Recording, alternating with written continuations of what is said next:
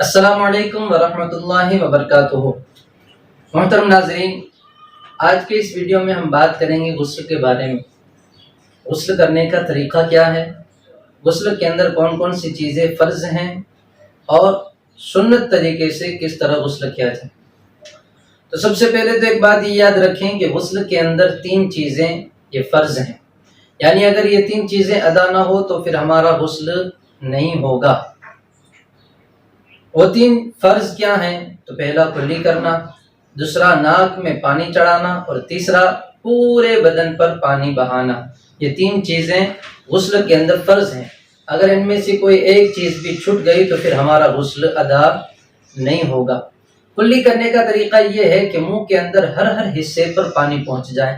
دانتوں کے اندر اگر کوئی چیز لگی ہو تو پھر اس کو بھی صاف کرنا ضروری ہے، نکالنا ضروری ہے، اور اگر روزہ نہ ہو تو پھر غرغرہ بھی کریں تاکہ گلے تک اچھے طریقے سے پانی پہنچ جائے۔ اور ناک میں پانی چڑھانے کا مطلب یہ ہے کہ ناک کی نرم ہڈی تک پانی پہنچنا یہ ضروری ہے۔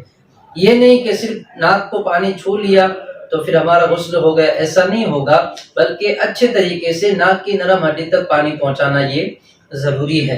اور پورے بدن پر پانی بہانے کا مطلب یہ ہے کہ بدن کے ہر حصے پر کم سے کم پانی کی 2 بوندیں بہ جانا یہ ضروری ہے، ورنہ ہمارا غسل ادا نہیں ہوگا۔ اب غسل کرنے کا سنت طریقہ یہ ہے کہ جس وقت ہم غسل کا ارادہ کریں تو بسم اللہ الرحمن الرحیم پڑھ کر کے غسل کی نیت کریں، یعنی یہ نیت کریں کہ میں پاکی حاصل کرنے کے لیے غسل کر رہا ہوں۔ اور ایک بات یہ بھی یاد رکھیں کہ غسل کی نیت یہ زبان سے الفاظ کہنا یہ ضروری نہیں، بلکہ دل کا ارادہ بھی کافی ہے۔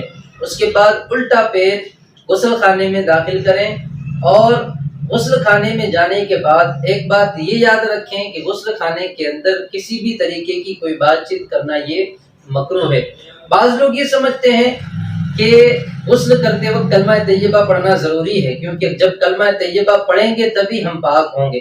ایسا نہیں ہے، اللہ تبارک و تعالیٰ نے پانی کو ہی ایسا بنایا ہے کہ اگر وہ جسم پر بہہ جائے گا تو پھر وہ نجاست حکمی ہو یا نجاست حقیقی ہو، سب کو صاف کر دے گا اور ہمارا غسل بھی ہو جائے گا۔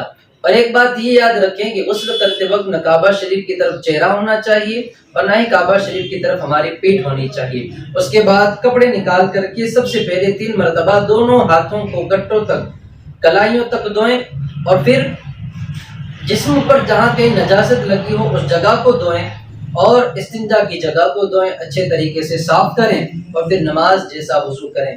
جب ہم وضو کریں گے تو غسل کے 2 فرض ہمارے وضو کے اندر ادا ہو جائیں گے، یعنی کلی کرنا اور ناک میں پانی چڑھانا۔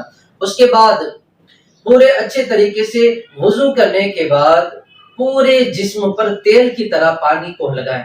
جس طرح ہم تیل لگاتے ہیں اسی طریقے سے پورے جسم پر تیل کی طرح پانی کو لگائیں، اور پھر دائنی طرف 3 مرتبہ پانی بہائیں، پھر بائیں طرف 3 مرتبہ پانی بہائیں، اور پھر سر سے لے کر کے پورے جسم پر اچھے طریقے سے 3 مرتبہ پانی بہا دیں، تو یہ ہمارا سنت کے مطابق غسل ادا ہو جائے گا۔